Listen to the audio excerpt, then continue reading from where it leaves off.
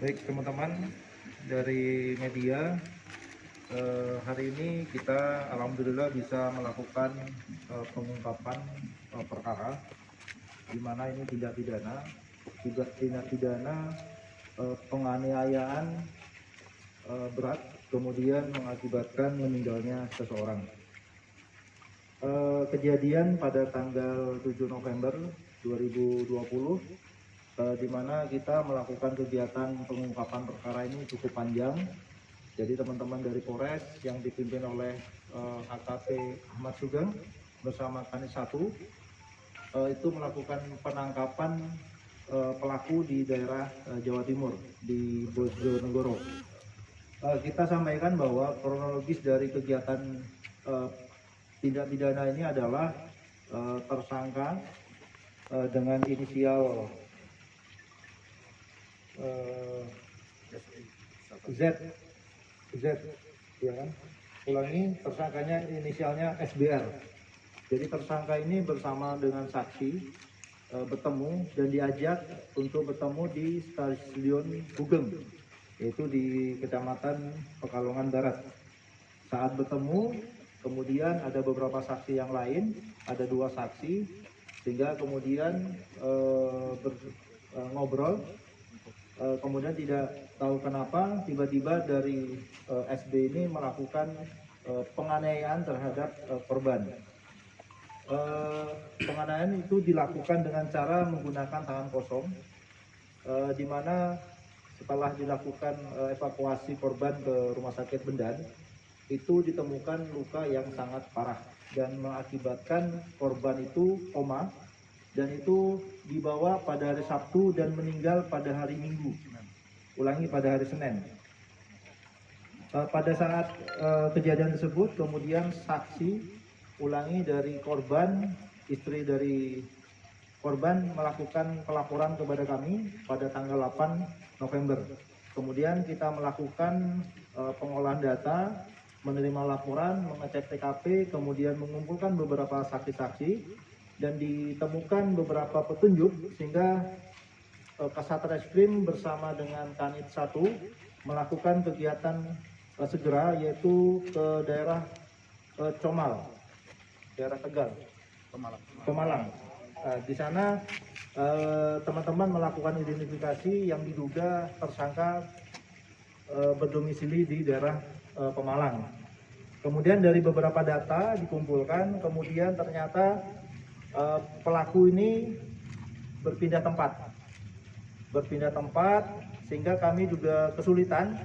Namun karena beberapa jejak sehingga kami mengolah, kemudian mengidentifikasi, mengumpulkan beberapa bahan-bahan, sehingga pada 3 hari lalu tim kami melakukan kegiatan, kemudian mengidentifikasi, datang ke Bojonegoro, Jawa Timur, dan kami menemukan. Kebetulan tersangka diamankan, tidak melakukan perlawanan, sehingga kita amankan.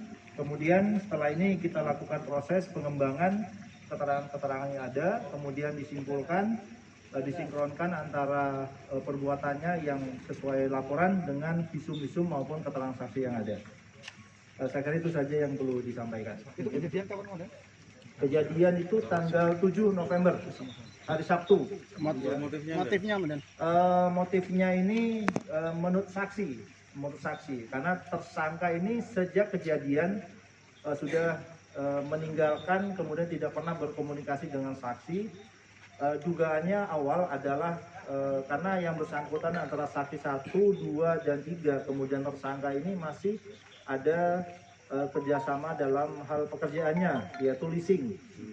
Namun hal-hal yang lainnya nanti akan dikembangkan oleh tim penyidik kami sehingga kita dapat menyimpulkan dengan betul dan sesuai dengan fakta yang ada.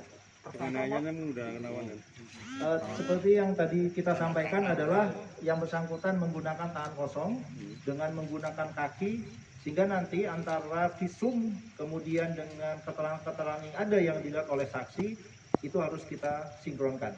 Karena nanti lebamnya di bagian mana itu akan menjadi sinkron. Ada barang korban di bawah pelaku, dan?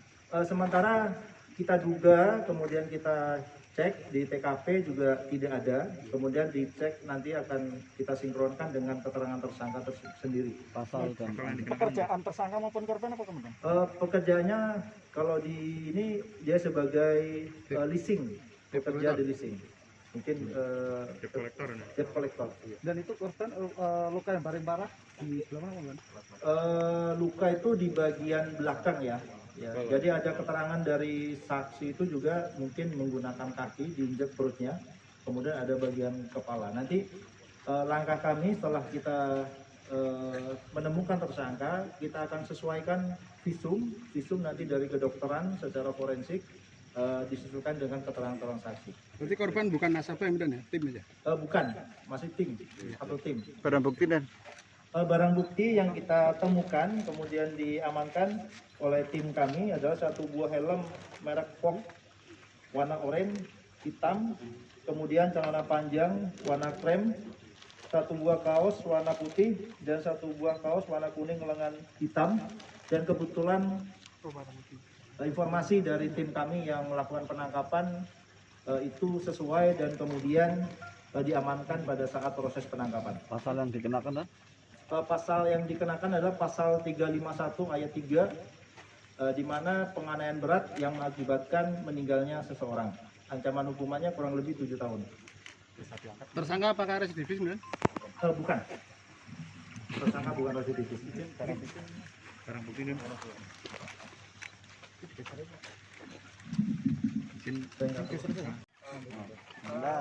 Bentar jangan masuk. Namanya siapa? Namanya siapa?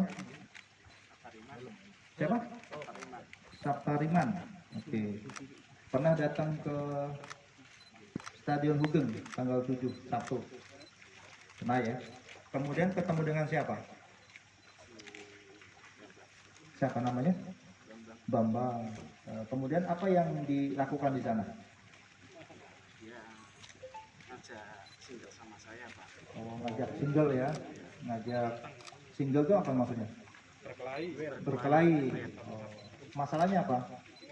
Ya gitu, Pak, biasa ocehan di HP. Oh, masalah di HP ya. HP-nya ada? Oke. Bagaimana caranya melakukan itu kepada korban? Jadi kan dia pakai helm, Pak, saya tahan. Yang mukul duluan siapa? Biasanya sana pakai helm sih, Pak. Nah, nanti ini akan kita sinkronkan dengan keterangan saksi. Itu aja ya, nggak usah banyak. Siap.